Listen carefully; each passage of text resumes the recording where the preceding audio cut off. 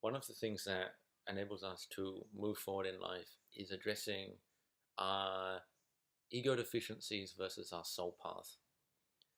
And what are our ego deficiencies? So many of us have grown up in different families that have provoked certain drives and aspirations within us. And for the approval of our parents and of our community, we have developed an ego and a kind of created identity that is a personality structure. And this ego consciousness, which is like a projection of how we're seen by others, especially as we're, born into the world and we don't really have much of an idea who we are, becomes more crystallized in our being, and we act that out. We become identified with that limited and narrow little I self that we kind of forget of our deeper soul self. And so our ego deficiencies often relate to our first three chakras: our root chakra, our sexual chakra, and our navel power chakra.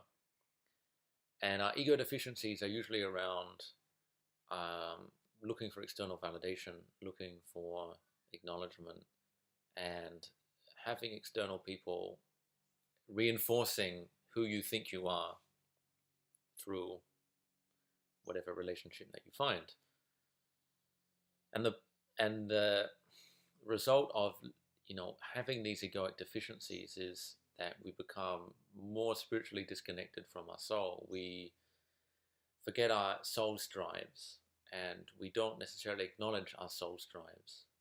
And it's important that we address our egoic deficiencies and understand the root causes of them, because they are often the cause of our greatest suffering, while we also seek to understand our soul's drives, which have perhaps a more long-term significance, a more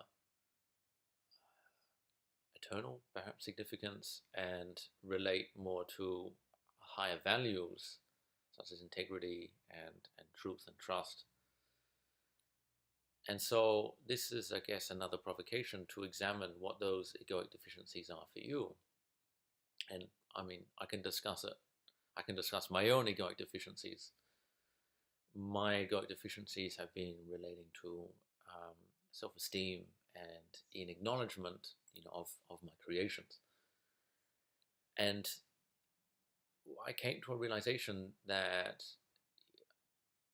no matter how unsuccessful or successful my art is, the greatest satisfaction that I'm seeking is within myself, and is within the act of doing it. It's not in the product, the work of art. It's not in its reception, and it's not in ultimately a career.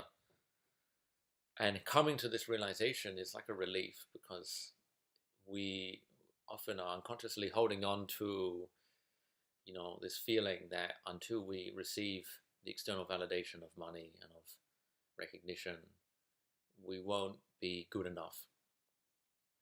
And this is one of the greatest symptoms of our modern psyche, which is unworthiness, the feeling of not being good enough, of not being, of not having a true value.